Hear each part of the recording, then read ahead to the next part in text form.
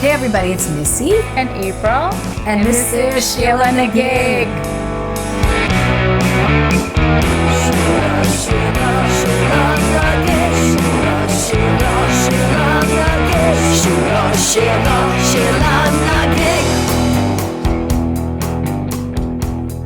Hey everybody, thanks for listening. Thanks for being here.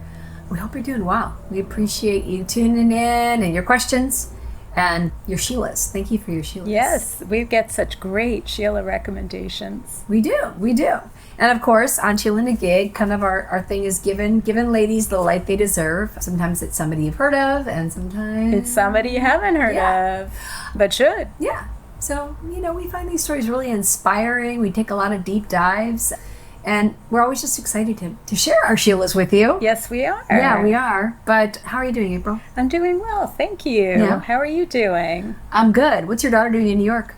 She's working. Yay! In fact, she moved to New York she graduated in June, and she decided she wanted to go 3,000 miles to the place I left right after college. Yes. And live there. And so what's funny is she got a great place to live in Jersey City. Yeah, you mentioned that. That's awesome. She ended up getting a job in Jersey City. Perfect. Supporting a team of project managers who fabricate equipment for special events. And that kind of some areas intersects with some areas of her interest. Mm-hmm. But she moved out to live in New York, not in New Jersey. Yes. So she's hell-bent on trying to find a place, I think, on the Lower East Side is her preference. And so even though she's working in New Jersey, she wants to commute. Yes. At least she's going against traffic. Yeah. But for right now, she's enjoying being an employed citizen. And it was cute. She's all of 22.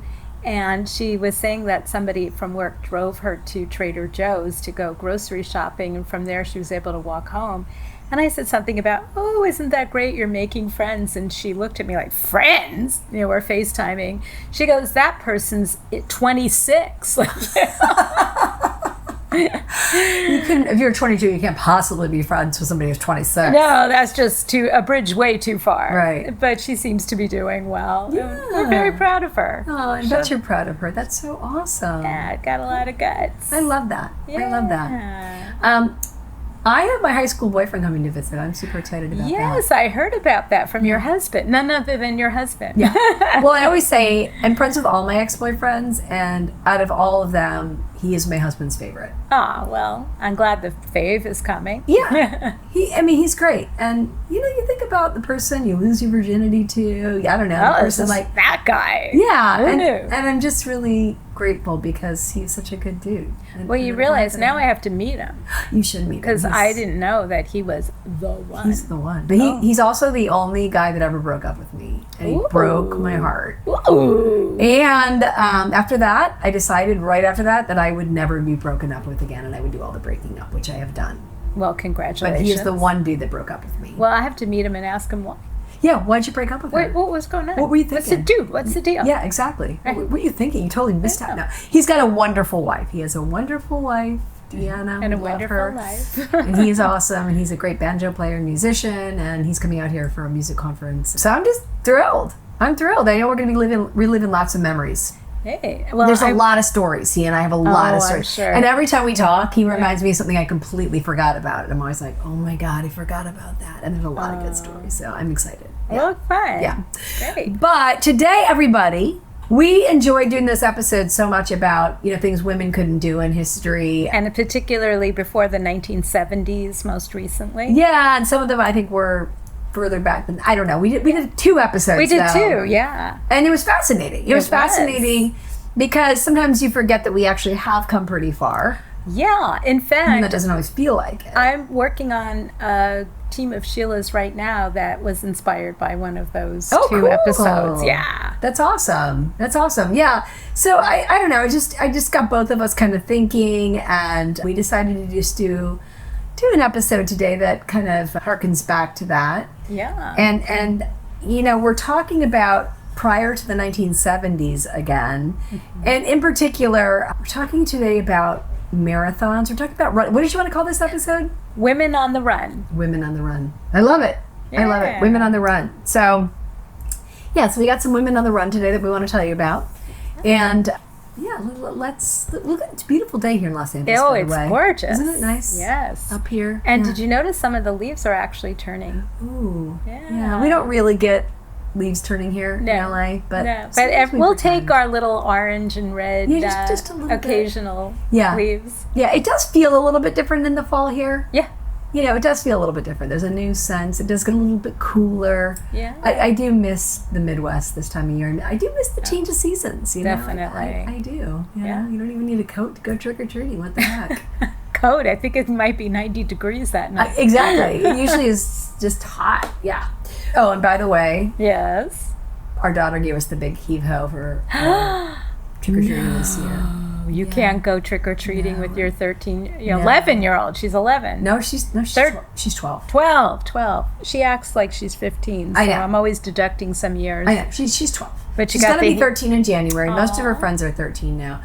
But yeah, so she got invited to this Halloween party, and the parents all got invited too. Like they were like, "Hey, you can come. It's a potluck. Come hang out with your kid. We'll all go trick or treating." Yeah. So I was like, "Oh, cool. Okay." And usually I'm the one who hosts the Halloween party at Laura Loudon. Shout out to Laura Loudon in West Adams at her beautiful old house. But no, this year she's having it at her other friend's house, and the mom invited us all, and I was like, "Okay, cool. We'll go." And she goes, "No, I don't want you to go." She's like, "There'll be other parents there. There'll be other adults there. I checked with the mom, and she's like, yeah, you can just drop off. It's totally fine. I'm going to go with the girls." Totally fine. I'm just going to have a nervous breakdown in my car after I drop you off. I know. So I'm a little bit sad. I'm sorry. But at the same time, it's good. And her best friend, the mom called me. She's like, "Do you really think this is okay?" And I said, "Yeah, I think it is. I think it's okay, Cindy, because I think it's time to get to like fly with their own wings, you know?" Yeah. As a mom who's gotten the heave-ho many years ago, it's time. Yeah, I mean, if there weren't other adults there and they were, I wouldn't know if I'd feel comfortable in LA, her going trick-or-treating by herself per se. It's in a fairly safe neighborhood. It's still the city. I don't know. But, you know, but you know what I did? I bought us 2 tickets for meeting our friends at the Philosophical Research Society. Nice. Yeah, which I absolutely love. They have a Halloween party. Oh, how fun. So we're meeting our friends there. We're going to go to the Halloween party. I saw the perfect costume for you. What? It's a t-shirt that says, "This is my costume." I'll have to get it for you. Oh my God. Because I know you and I share in common. We don't like to. I hate dressing up. People always find that really surprising for me. I know. I was like, you hate roller coasters and you hate dressing up for Halloween. That doesn't match your personality. Right. I'm like, nope, don't. I dress up every goddamn day. You know what I mean? I don't need to dress up for Halloween. I need that. I've got to get that shirt We'll because. get you that shirt. Yeah, I mean, some people think I'm like, you know, kind of like I'm bogging their high a little bit. Like, you know, it's not cool. You're yucking my yum. You're not dressing up. You're yucking my yum. But you know what? Like, I don't want to dress up. It's okay. My husband, I think, likes to dress up a little bit, and he probably will. But I don't know. I usually have, and I think I've said this before, I have, like, Halloween jewelry that I wear. Yeah. And I have, like, a cool, like, skeleton T-shirt I wear, stuff like that. Spooky you could stuff. fake it. But, yeah, but no. I like that idea. But, all right. Yeah. But, yeah, but let's talk about these women who run. Yes, let's talk about running women. Yeah. So, prior to the 1970s. Yeah. And again, I was born in 60. What year were you born? 60. Isn't that crazy? So I know. So this is within our lifetime. Within our lifetime, yeah. Mm-hmm. This is prior to the 1970s. Yes. Women were simply considered too dainty and fragile for any kind of distance running. Oh my goodness. So in 1896, I think we talked about the modern Olympics before one of our last episodes, and that's when they were invented, though. But we talked about how no women were allowed to compete at that time. And we also, you know, talked about that in 1900 women were allowed to finally participate, but they were not allowed to participate in running. They were still far too dainty for that. So they could walk? Yeah, they could walk. No, They could do sailing. They could do golf. They could do tennis and croquet. Oh, okay. They weren't too dainty for those sports. But tennis is a pretty hefty sport. You got to run around and whack a ball. Do you know that professional walking was actually a sport at one point? I didn't know that. Yeah, we have a song about it in Patty's Pig that Mike wrote. It's called Dan O'Leary the Walker. Uh-huh. Dan O'Leary was a real person, and they would have these walking championships back in the day. Oh, wow. And Is so, it speed walking or endurance? Yeah, it was an endurance. It was like how long could they walk for? And they would walk, and they would like serve them, mutton and tea as they walked, and and they would. And I love. You should listen to the song "Paddy's Pig," Dan O'Leary the Walker. And anyway, he went up, and this happened in America. It's a very famous Irish tale, basically. Well, I shouldn't say very famous, but it's an interesting tale. And Dan O'Leary was against this British man. And of course, at that time, Irish were kind of looked down upon. They people they had a bad rap, the Irish. But he went up against this British man who was very like proper. He had the shiny boots on. I have the idea. Yeah, he had the shiny boots on. The Irishman had on like floppy leather shoes.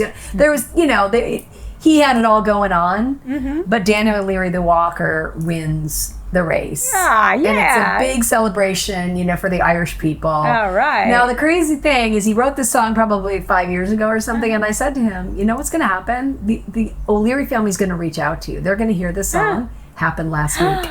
You're kidding. Now they said, we are just so honored. We can't believe you wrote this song. This is our great-grandfather.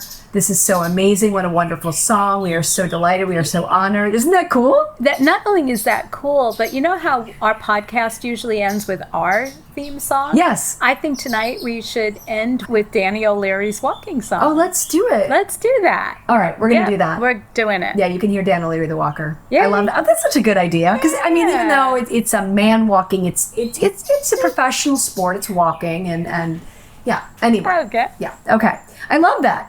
But, I did digress there, of course, but I think that was really interesting. Oh, that was interesting. Okay. How fun. So there were two main reasons for the exclusion of women. We talked about the fact that they were, fragile and dainty.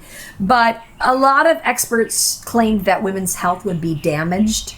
And swirling around, of course, were their sexist beliefs. That their health, of course, would be damaged. They were too fragile. A very common concern amongst medical professionals was that intense physical exertion would damage a woman's reproductive organs or impact her ability to bear children.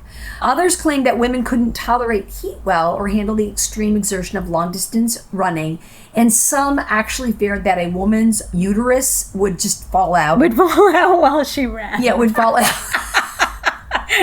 Including from ever having children. Right. Or having a vagina for that matter. Having any type of innards. How ridiculous. Well, I'm just thinking about, women of several generations ago, even within, our grandparents' lifetime, women performed hard physical labor just doing laundry or bringing water. We're too frail and delicate. But no, she could give birth out in the field. Exactly. And go back to picking crops. Right. So resilient. So funny. I know. Don't run too hard. Your uterus will fall out. That's hysterical. I would like to see that. No, I would not. Yeah. I'm going to pass. Uterus falling out as they run. Never mind. So some also said that if women would run, that they might grow hair on their back. They might grow hair on it's so random. Like, what do you mean? Like, you would grow hair on your back? Like, I think it had to do with, like, the idea that you're getting your testosterone going, and so you're going to, like, become hairy. I'm not sure I'd want somebody to explain that. I'm a little afraid of this. It's very bizarre. And these theories were, of course, all proven false. Not only by medical studies, but also, of course, the success of women marathoners today. Right. Voluminous. Yes, exactly. Women. But also, the Olympic Charter stated that to be included in the games, that a women's sport must be widely practiced in at least 25 countries on at least 2 continents. So for men's events, the requirement was 50 countries on 3 continents. Oh. So women's marathoning, the Olympic organizers argued, was simply not popular enough to include in the Olympics or to include women in marathons at all, for that matter. Well, yeah, you raise the threshold high enough, and they're right. Yeah, exactly. This makes complete sense. I'm sure men weren't in charge of these. Nah. So before 1972, women had been barred from the most famous marathon outside the Olympics, which was, of course, was the Boston Marathon. The Boston Marathon, yeah. And that rule did not keep women from running, however, which I love. Do tell. I will. Okay, so in 1966, we got Roberta Gibb. Love Roberta Gibb.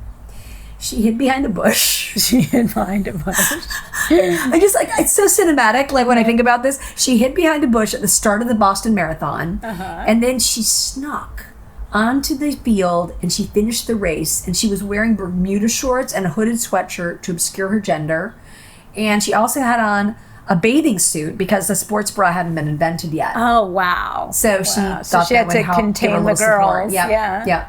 Whoa. Also, her shoes gave her horrible blisters. Well, Yet. I could say why, but I'll tell you later. Yeah. So, yet, she became the first woman to complete the arduous Boston Marathon. And did they find out about her being a woman? Well, she finished ahead of 2/3 of the men that year with a time of 3 hours and 21 minutes and 40 seconds. Wow, very cool. And she had been inspired to run by the return of her race entry with a note just saying that women were not physically capable of running a marathon. Ooh, so she showed them. Oh, yeah.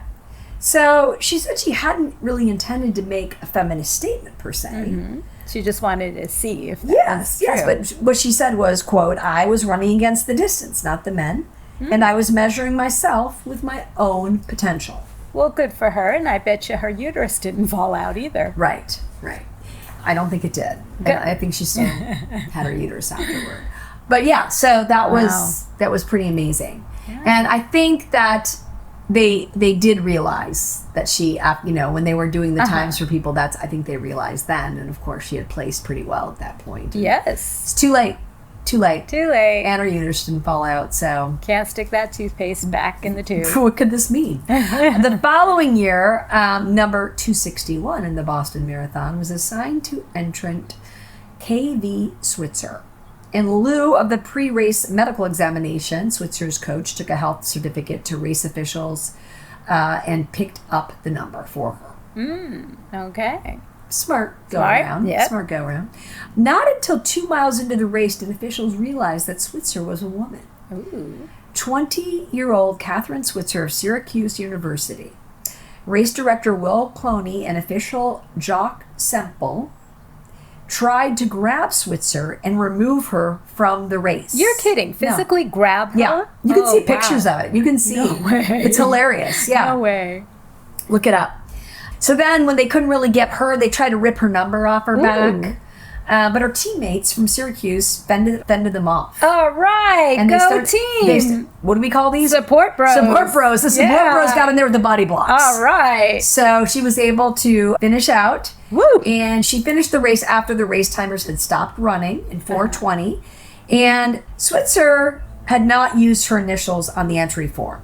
A lot of people said she did that because she wanted to deceive the race officials, but she claimed she was merely a fan of J.D. Salinger, and she liked the sound of her initials. So I'm going with that. Okay. Yeah, she wasn't trying to deceive anybody. Nah. No, I like that.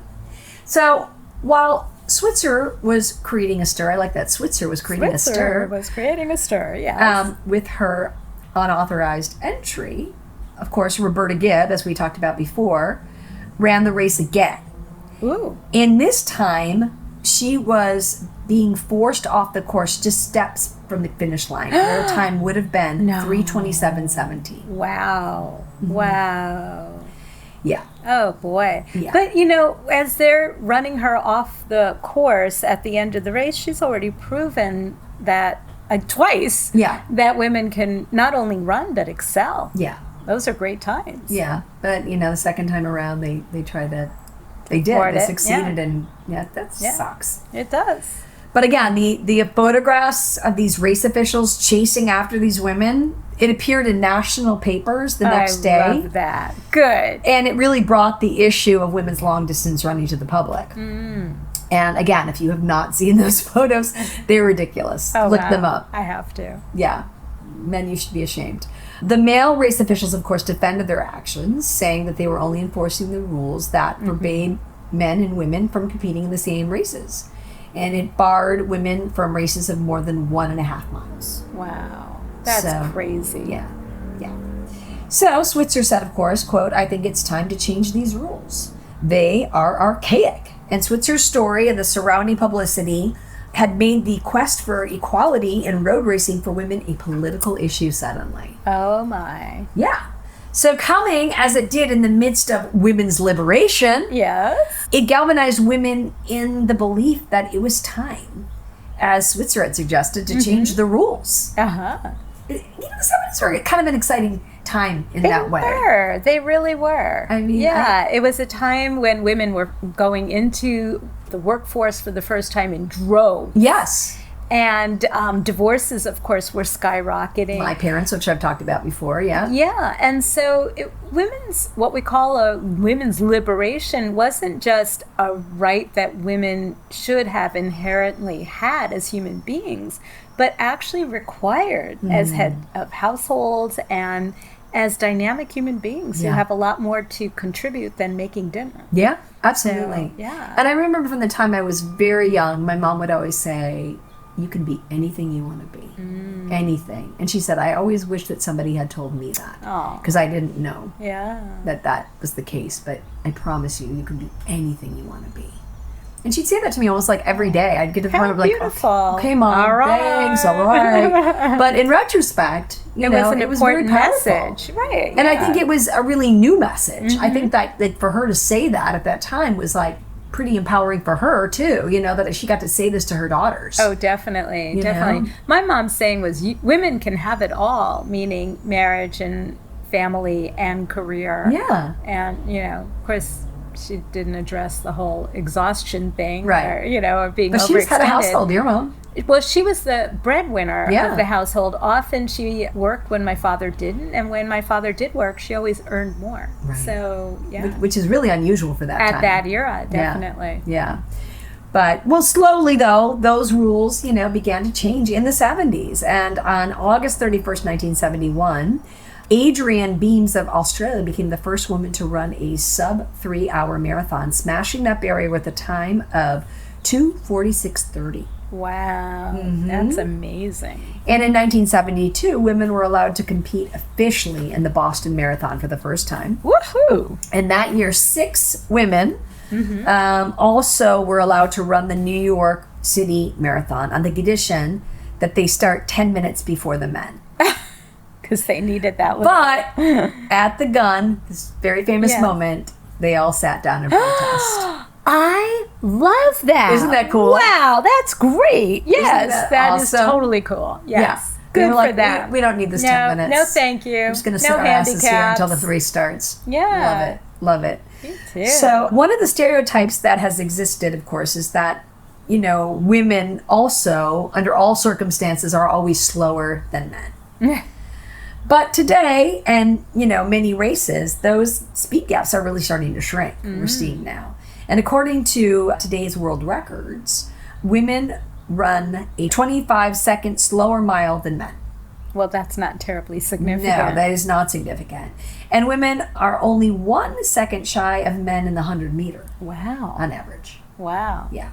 So in the 2023 Boston Marathon, Helen Obiri, the winner of the women's division, finished ahead of more than a third of the men. Woo! Go Helen. Yeah. And in ultra running, women have proved that they can, in fact, outpace men. That's amazing. Good for them. So this is all very fascinating. And you don't even really think about it. We just take a lot of these things for granted. Yeah, we do. But, one of the things that I just wanted to comment on is you'd mentioned the first woman who ran the Boston Marathon and how she had to kind of sneak onto the path and that she ended up with a bunch of blisters. Yes. Well, the reason why she ended up with blisters is because they being manufacturers of running shoes, did not create a running shoe for a woman until the late 1970s. The late 1970s. The late 1970s. And when poor Roberta Gibb. Yeah, it Poor turns Switzer. out that is really important. And these first female running shoes were actually deemed or dubbed Shrink It and Pink It, meaning they just made smaller versions of men's shoes and made them in quote-unquote women's Shrink it and colors. pink it. Oh my God. It was women's colors, pinks and yellows and light powder blues. And Nike was at the head of this movement in the late 70s. They created the Waffle Trainer and the Lady Cortez. They were both released in 1978, and they were designed for women in terms of appearance and size, but they really didn't have the anatomical design of a woman's foot. And those shoes would cause women to incur all kinds of injuries, including the blisters. It's so ridiculous. Again, a thing you don't even think about. The fact that there were no athletic shoes for women until the late 1970s. Exactly. And then they were really poor. So let's get a little technical here, okay? A last in running shoe design is a foot shape form that's used as a mold to define a particular shoe's final shape, size, and silhouette. And it's really a critical piece in shoemaking, and it's used from the initial design phase all the way through final production and assembly. So the lasting process involves stretching the shoe's upper portion over the last to give it its shape before the sole is attached. Okay. So shoe lasts are super expensive to make. The cost can be as high as $250,000. So it was much more economical for shoemakers to scale down a man's last than it was to create a whole new last for women. Why would you do that? So essentially, women's shoes were men's shoes, but smaller. And the female running shoe, the most common complaint about the first iteration of female running shoes was that the heel slippage, their heel would come out because the ratio of heel to forefoot is different for women. Of course, yeah. Even if it's in the same size 8 of a woman's shoe size. Right. So in the 1980s, we began to see more atomically correct designs, and Reebok released the Reebok Freestyle in 1982. And that was the first athletic shoe that was specifically designed and marketed for women. And it came out of the aerobics craze of the time. Remember the early 80s and everything was aerobics? Sure. Let's get physical. Yeah, let's get physical. Physical. So by the mid-80s, more companies were designing women's running shoes, specifically using lasts that were created for women, and took into account a narrower heel and other distinct features of the actual female foot. Wow. So the development of specific technologies like Nike's Torreson system in 1991 actually began to focus on injury prevention and the biomechanics of women running. Other companies such as Brooks and Asics also introduced new technologies that include things like foam and gel cushioning. And but there's like this evolving technology advances to make running shoes better and more efficient for women. In the 80s to the 2010s, the industry made significant strides in both cushioning and stabilizing women runners' shoes. And in 2020s, there's like this whole new era of women-specific design that's been spurred by findings that women's feet have a distinct anatomical difference that includes, as I was saying, the narrower heel and a higher arch. So in 2022, Under Armour released a running shoe that was built on a women's specific last that was created from a 3D scan of female runners. Wow. So they took the 3D technology that's been very recently advancing and actually examined how women's anatomy facilitates under actual running. Right. And Lululemon launched its first running shoe designed entirely for a woman's foot also in 2022. Wow. So what's really happened over time is that things like anatomical differences, biomechanics, and also the athletic feedback of women athletes weighing in has really transformed what we now think of as women's footwear or women's athletic footwear. Asics is considered the front of the pack today. They refined the science to include bunion windows and the cushion for a women's gel nimbus. And lo and behold, it's confirmed that it's not the same as a man's model.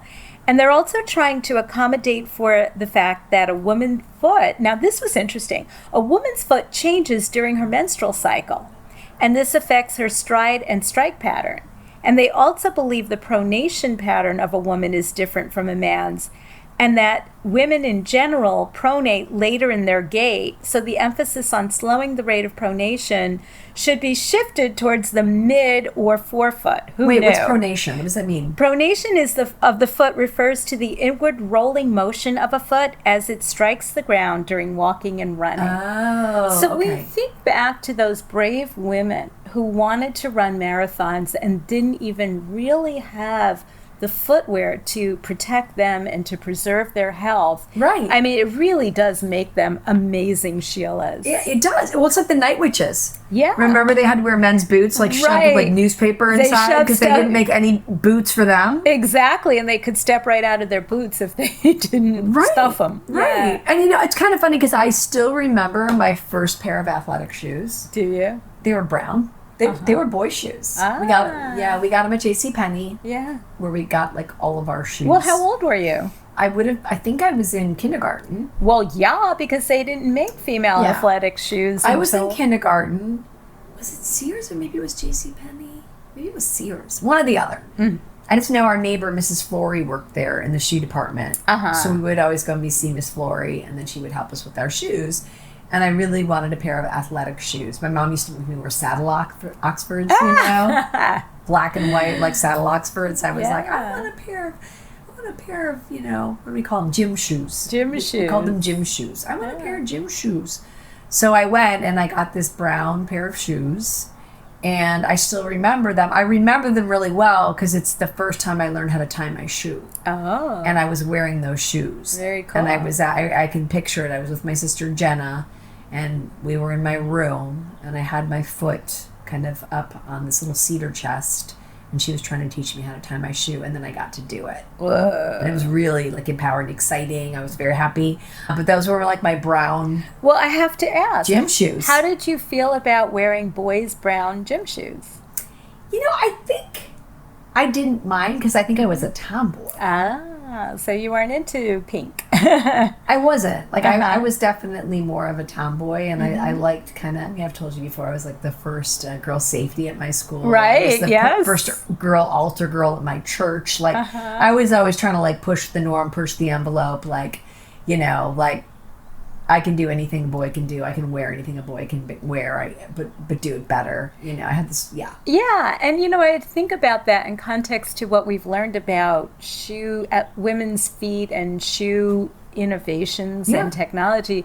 It's like that thinking can be really dangerous and harmful only because we are anatomically different from the male species. Yeah, of course we are. And so while we can, women can run almost as fast and almost as long as men in general, and that means plenty of women could beat out a lot of men who aren't at the top of the curve, as runners. Right. We do have to remember that our bodies have different needs, and it's so true. Trying to be like a man is not the best way to compete with a man. I know. So, but who knew? Yeah, I was just thinking about it, and I don't know. Yeah. I remember reading about like a high heel marathon.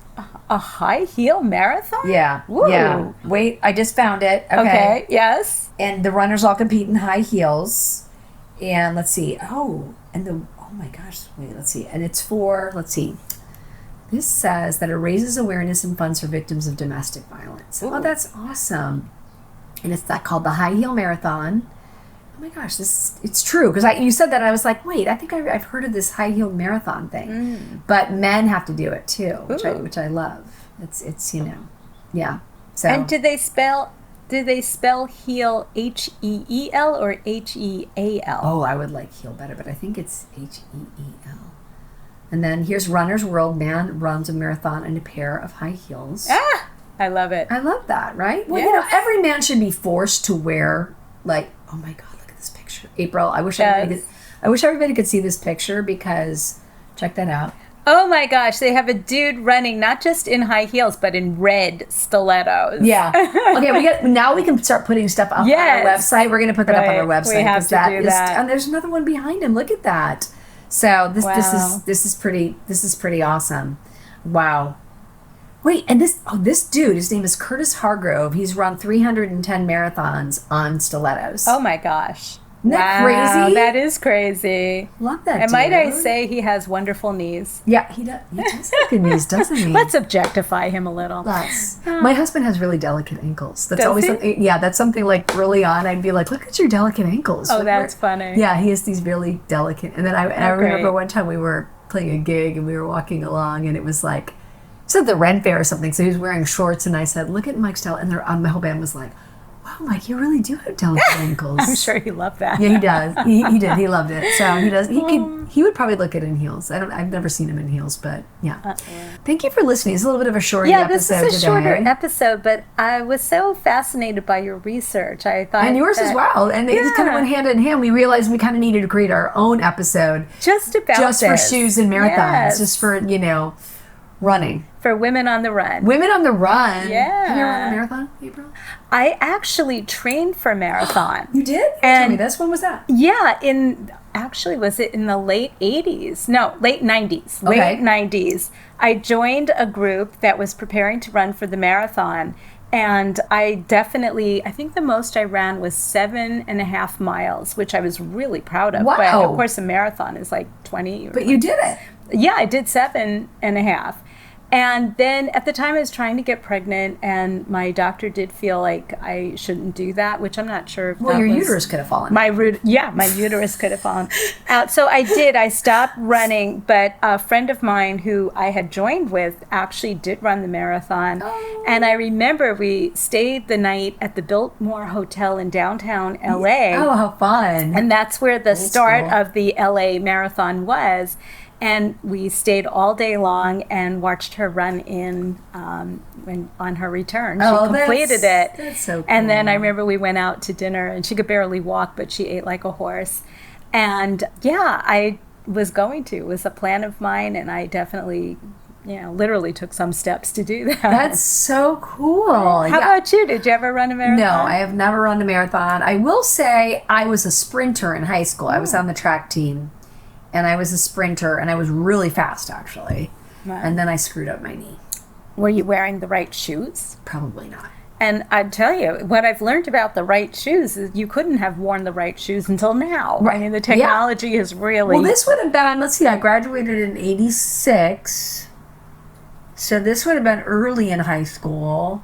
So this would have been 82. I'm thinking, I have my hand over my mouth because I'm thinking. and I'm signaling, get your hand away from your mouth. I know. Like, that's what I do when I think. So yeah, I think it would have been around like 82, 83.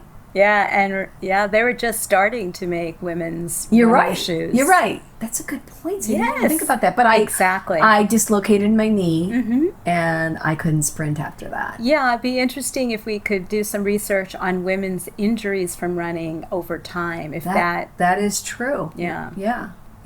Do you guys want to hear about injuries? Does that sound like a good episode? Sounds fascinating. Well, it doesn't Riveting. sound like a very good episode Oh, well. to me. It makes me feel bad for the women who had to run in shitty shoes. Well, and who knew? Yeah. Who knew? But Who knew? That's what's interesting about it. Yeah. I didn't realize this. I mean, now that I'm hearing it, I'm not surprised, and it all makes perfect sense.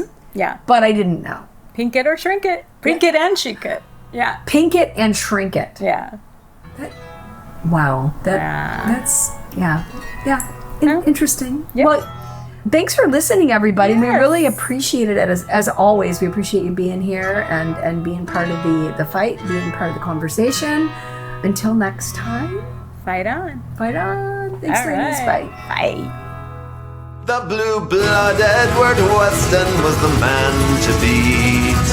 Dan O'Leary the walker, in his black velvet suit and fine boots on his feet. Dan O'Leary